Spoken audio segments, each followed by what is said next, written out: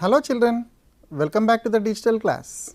I hope you are all doing well and you might all be excited to learn some new and interesting concepts in this session. So let us start our session. Children, can you identify the type of triangle shown on your screen? Yes. Here if you notice, both the sides of a triangle are equal. Such type of triangle? Yes, it is an isosceles triangle. Now, what are the properties of a triangle, children? Do you remember them? Yes. The first one is the sum of all angles in a triangle is 180 degrees. We call it as angle sum property of a triangle. And angles opposite to equal sides of an isosceles triangle are equal. And sides opposite to equal angles of a triangle are equal. So, apart from this, you have few more also, right children? Yes. What do you notice on your screen, children? Yes, we have 4 points A, B, C and D. Let us join these points, children. What did you get? Yes, a straight line passing through all these points A, B, C and D, right children? Now, these points A, B, C and D are called collinear points. Why these are called collinear points? Because all these points lie on a same straight line. So, that is why we call these points as collinear points. Now, children, let us consider these points are not collinear. That means, they are not on the same straight line, right children? Now, let us join all these points once again, children. Yes. Now, what do you notice, children, here? And can you identify the figure formed here? Yes, here you got a figure which is formed by joining 4 points. It is a simple closed figure with 4 sides. It is called a quadrilateral. Do you know the different types of quadrilateral and its properties, children? We are going to learn about these quadrilaterals and its types and properties in our topic quadrilaterals part 1. So, by the end of this session, you will learn different types of quadrilaterals, properties of quadrilaterals and also parallelogram and their properties. So, first we will start with different types of quadrilaterals. So, here you notice a quadrilateral ABCD, right children? Yes. How do we define this? It is a simple closed figure formed or bounded by 4 line segments in a plane. Okay, children. Now, what do you notice from this quadrilateral ABCD? Yes, it has 4 sides. What are the sides, children, here? Yes, AB, BC, CD and DA. So, these are the 4 sides. And what else? 4 angles. What are the angles, children, here? Yes, angle A, angle B, angle C and angle D. What else, children? Yes, 4 vertices. So, what are the vertices? Yes, A, B, C and D are the 4 vertices. Now, apart from this, you notice there are 2 diagonals. What are the diagonals here, children? Yes, let us draw them. We will join vertex B and D, that is opposite vertices. So, BD is one diagonal. Similarly, AC is another diagonal. So, on the whole I can say a quadrilateral has 4 sides, 4 angles, 4 vertices and 2 diagonals. Okay, children. Let us see the properties of this quadrilateral. The first one is the sum of 4 angles in a quadrilateral is 360 degrees. So, which we call it as the angle sum property of a quadrilateral. Okay, children. Now, here we notice a quadrilateral ABCD and diagonal BD. Now, this diagonal divides it into 2 triangles ABD and ACD. Can you notice, children, here? What are the 2 triangles here? Yes, here is ABD and BCD. This is another triangle. Okay. So, we have 2 triangles which this diagonal has divided the quadrilateral into, right? And we know the angle sum property of a triangle which states the sum of 3 angles in a triangle is 180 degrees. That means, if you notice the first triangle, that is ABD. So, ABD, if I add angle A and this angle, that is angle ABD, and this angle BDA, it is equal to 180 degrees. Now, what about this triangle, children? Yes, even in this triangle also, if I add all these three angles, I should get 180. So, let us add them.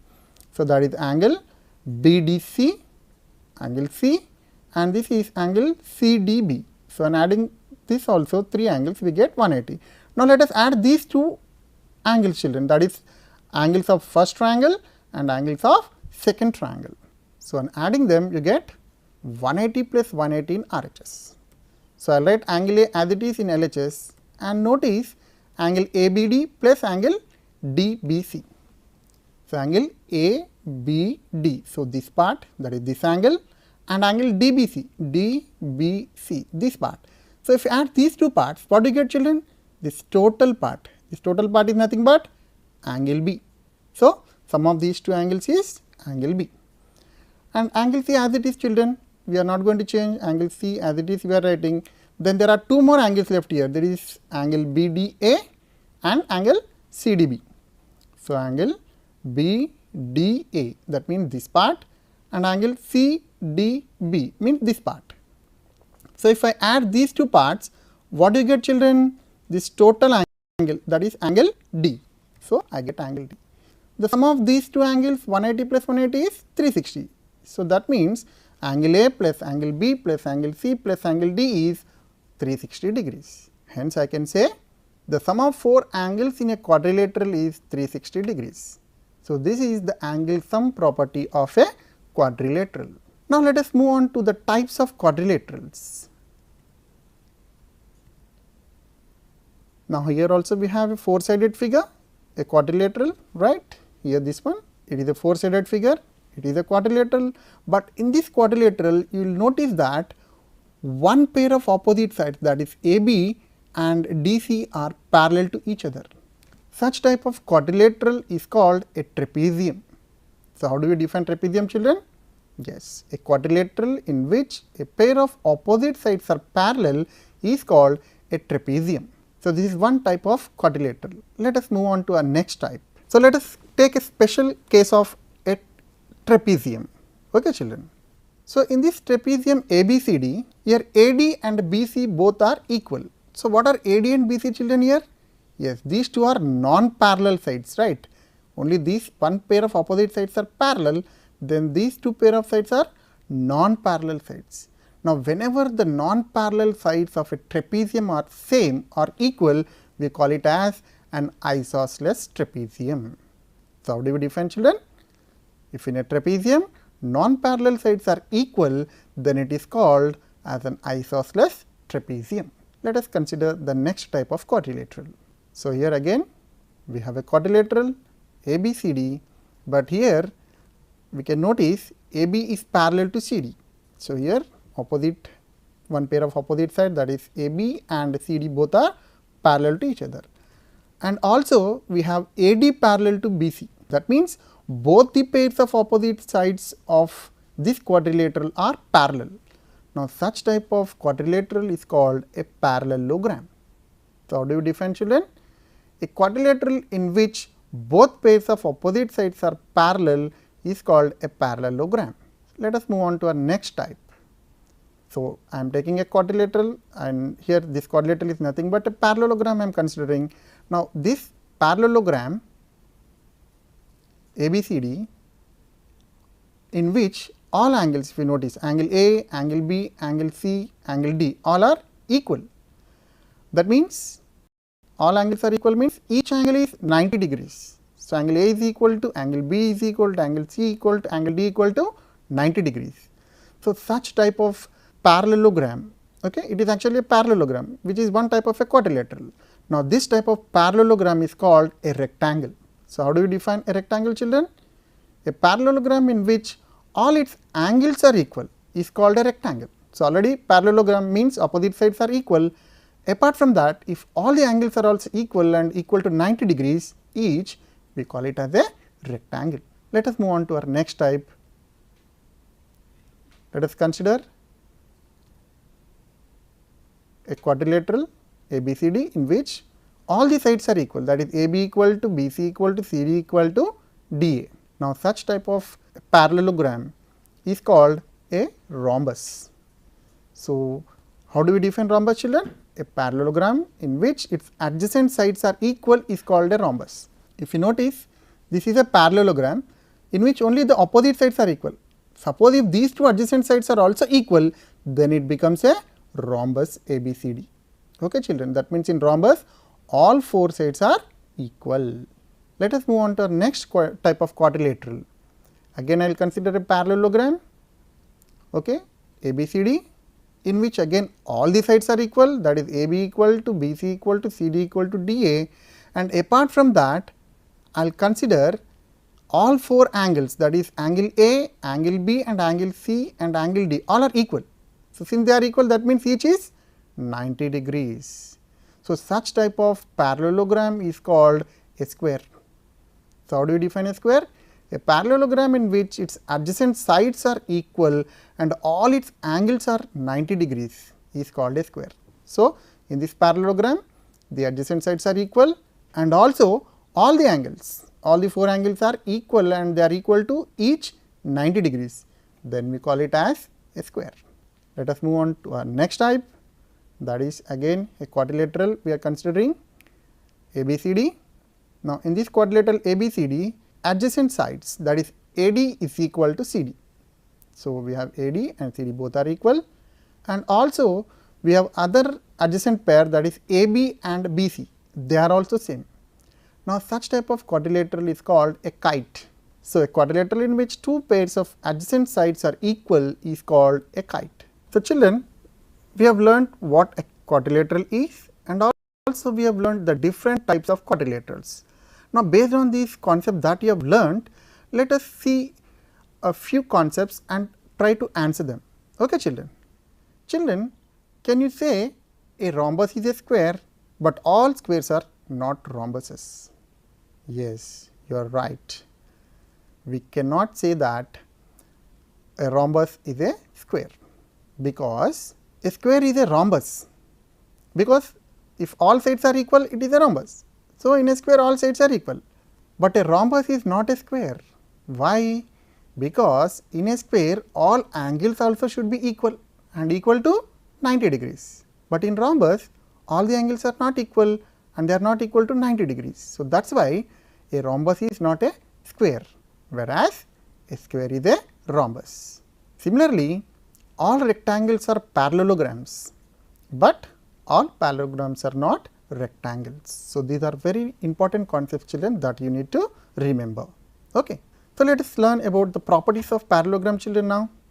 So, the first theorem states a diagonal of a parallelogram divides it into two congruent triangles. This is the statement of the theorem. So, let us draw a parallelogram ABCD. So, what is given, children? Yes, ABCD is a parallelogram and AC is the diagonal. So, this is given to us, children. So, while answering theorems, so first you need to write the hypothesis, that is the given part. So, ABCD is a parallelogram in which AC is the diagonal, and what you are going to prove? This diagonal divides it into two congruent triangles. That is what we have to prove, right, children? So, write down to prove triangle ABC and triangle ADC both are congruent. So, here the diagonal is dividing it into two triangles, right, children? So, here ABC is one triangle and ADC is another triangle. Now, these two triangles are congruent to each other. That is what we have to prove. Okay, children. So, here if you notice, AB is parallel to BC. So, here in this AB and CD both are parallel to each other, and I can write angle DCA is equal to angle CAB. So, you can notice from the figure angle DCA and angle CAB both are equal, and at the same time you have other pair of opposite side, that is BC and AD are parallel. Again I can write angle BCA is equal to angle CAD. Why these two angles are equal, these two pairs of angles are equal? Because they form alternate interior angles, and also notice that AC equal to AC is the common side. So, therefore, what we can write, children? Yes, triangle ABC is congruent to triangle ADC. So, how can we say these two triangles are congruent? Here two angles and the included side. So, we can say that by ASA congruency both the triangles are congruent. So, I can say that the diagonal of a parallelogram divides it into two congruent triangles. Okay. Now, let us move on to our next property. In a parallelogram, opposite sides are equal and opposite angles are equal. So, again let us consider parallelogram ABCD. Now, in this what is given? Yes, simply a parallelogram ABCD with AC as a diagonal. Now, what is needed to prove? Yes, opposite sides are equal. That means AB equal to CD and AD equal to BC. Then we have to prove even the opposite angles are also equal. That is angle A equal to angle C and angle B equal to angle D. Now, let us see the proof. So, we have already learnt in the first theorem, right? The diagonal of a parallelogram divides it into two congruent triangles. We have AC as a diagonal and this AC diagonal divides the parallelogram into two congruent triangles, that is triangle ABC congruent to triangle ADC. Okay, children, that is what we have proved in the first theorem. Okay. So, since they are congruent by CPCT, so what do you mean by CPCT, children? Yes, corresponding parts of congruent triangles. So, by CPCT we have AB is equal to CD. That means this AB and CD both are equal. Okay, children. And also I can write the second congruent part, that is AD and BC both are equal by same CPCT, and angle B and angle D both are equal. So, angle B is equal to angle D. This is what we write by CPCT. Okay, children. So, from this we have proved the first part, right, that is opposite sides are equal. So, the first part is over, and in second part also we have proved one, that is angle B and angle D are equal. So, only what is left now? Angle A should be equal to angle C. This is what we have to prove. Now, let us prove that one also. So, let us mark this angle, that is angle DCA and this angle as CAB. So, both are equal, right? Why these two angles are equal, children? Yes, because they are alternate interior angles, and even these two are also equal. Why? They are also alternate interior angles, because BC parallel to AD and AC is a transversal. These two are alternate interior angles. Similarly, AB parallel to CD and AC is a transversal, and these two green color angles, they are also equal because they are also alternate interior angles. Okay, children. So, we are writing that. Now, from these what I do is I will add them, like I am adding DCA plus BCA is equal to BAC plus DAC. Now, let us see what do you get. So, DCA plus BCA, DCA this part, and BCA, BCA, so this part. So, sum of these two is what? Angle C, right? That is, I can write DCB.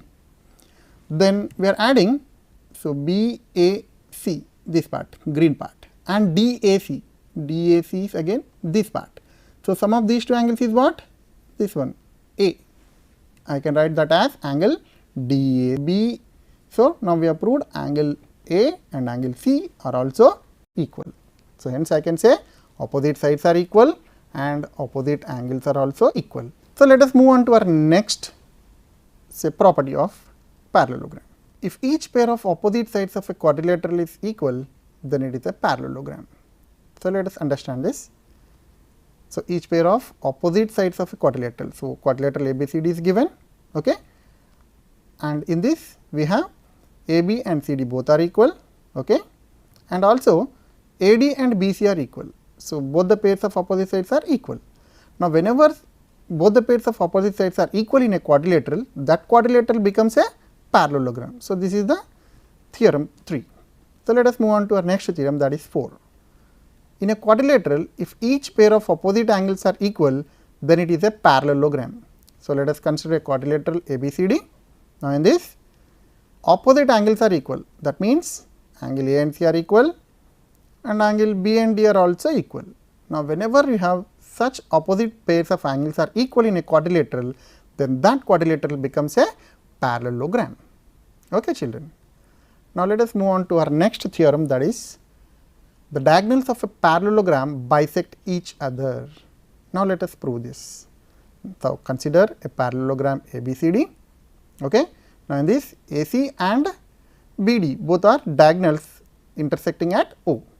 So, given parallelogram ABCD, AC and BD are diagonals intersecting at O, and what we have to prove, children? Yes, the diagonals bisect each other.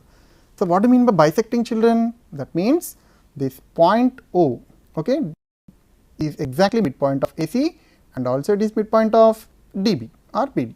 That means I have to prove OA equal to OC and OB equal to OD. This is what we need to prove. Now, let us prove that, children. So, let us mark these angles 1, 2, 3 and 4. So, as you can see on the screen, we are marking angle 1, angle 2, angle 3 and also angle 4. Okay, children. Consider triangles OAB and OCD. OAB, this triangle, and OCD, this triangle. Now, these two triangles if we consider, I can write angle 1 is equal to angle 3, angle 2 is equal to angle 4. But why these two angles are equal, children? Yes, because they are alternate interior angles. Not only that, AB is equal to DC. Why AB and DC both are equal? Because it is both are opposite sides of a parallelogram. Now, I can write both the triangles OAB congruent to OCD. Why? If you notice, in these two triangles are equal and the included side of this triangle are equal to two angles and included side of another triangle. So, by ASA congruency criterion, I can write these two triangles are congruent. So, both the triangles are congruent you got. So, by CPCT, what do you get? Yes, I get the corresponding parts are equal, that is OA and OC are equal. Then what is the other congruent part, children? Yes, OB and OD, they are also equal. That means, I can say that the diagonals of a parallelogram bisect each other. Let us move on to our next theorem, children. If the diagonals of a quadrilateral bisect each other, then it is a parallelogram.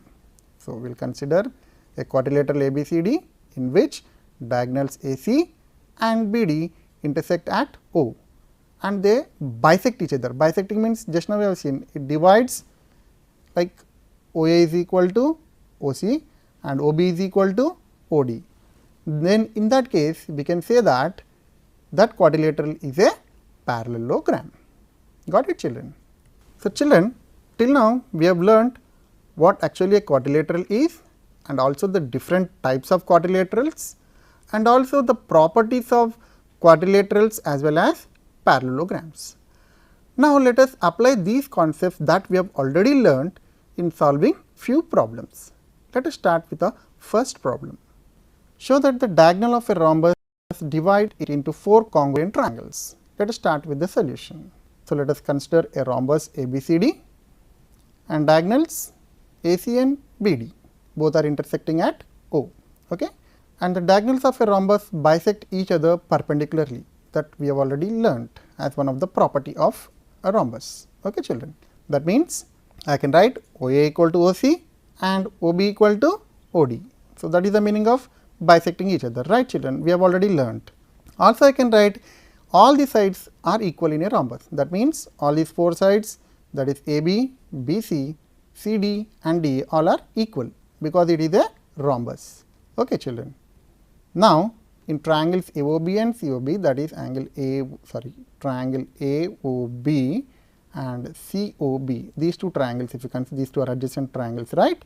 In these two triangles, AB equal to AC. So, here if you notice AB and AC both are equal because they are sides of rhombus, and also OA equal to OC. We have already seen here, right, because diagonals bisect perpendicularly, and this OB is there, which is a common side for both the triangles. So, I can say these two triangles, that is triangle AOB and COB, both are congruent by which property, children? Yes, SSS congruency, because 3 sides of one triangle are respectively equal to 3 sides of another triangle, therefore, both the triangles are congruent. So, we got 2 congruent triangles. Let us mark it as equation 1. Now, let us consider triangle COB and COD, that is COB, COD, okay, children. So, in these 2 triangles again if you notice, I can write yes BC equal to CD, that is BC and CD both are equal because they are sides of rhombus, and OB and OD both are same because diagonal bisect each other, and here OC is equal to OC because it is a common side. So, what can we say children again? Yes, we can say these two triangles, that is COB and COD, both are congruent to each other by again SSS congruency. So, similarly we can prove COD congruent to AOD, that is this COD is congruent to this AOD. So, this also we can prove it. So, mark this as equation 2 and equation 3. Now, from all these equations we can write, that is equations 1, 2, 3 and 4, we get triangle AOB congruent to triangle BOC or COB, this is congruent to triangle COD and this is congruent to triangle AOD. That means all these 4 triangles are congruent to each other. So, children, we have proved that the diagonals of rhombus divide it into 4 congruent triangles. Okay, children, let us move on to our next problem. The 4 angles of a quadrilateral are in the ratio 1:2:3:4.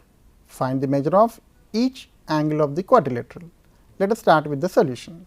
Given angles are in the ratio 1:2:3:4. So, let us assume these angles as x, 2x, 3x and 4x. Sum of angles in a quadrilateral is 360 degrees, that is angle sum property, right children. That means, on adding all these, that is x plus 2x plus 3x plus 4x, we should get 360 degrees. So, on adding all these, what do you get children? Yes, we get 10x. So, adding all these things, 10x is equal to 360. So, what is the value of x? Right, 360 by 10, we get 36. So, let us find the value of 2x now. 2x is 2 into 36, 72. And what about 3x? Yes, 3 into 36, 108.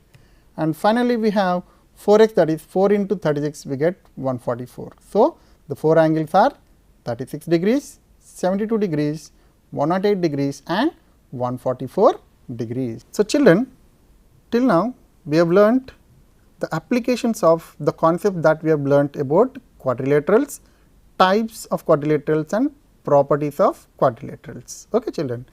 Now, before we end our session, let us quickly recap what we have learnt in this session. A quadrilateral is a simple closed figure formed by 4 line segments in a plane. The sum of 4 angles in a quadrilateral is 360 degrees or 4 right angles. A quadrilateral in which one pair of opposite sides is parallel is called a trapezium. A quadrilateral in which both pairs of opposite sides are parallel is called a parallelogram. A parallelogram in which all angles are right angles, or I can say it is 90 degrees, is called a rectangle. A parallelogram in which its adjacent sides are equal is called a rhombus.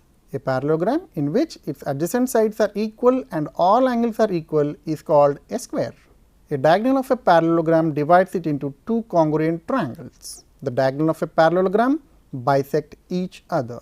The diagonals of a rhombus bisect each other perpendicularly. Diagonals of a rectangle have equal length, and finally, if the diagonals of a quadrilateral bisect each other, then it is a parallelogram. Now, it is time for us to work out some problems on the concept that we have learnt. Let us see those problems. In a parallelogram ABCD, angle ABC is 110 degrees.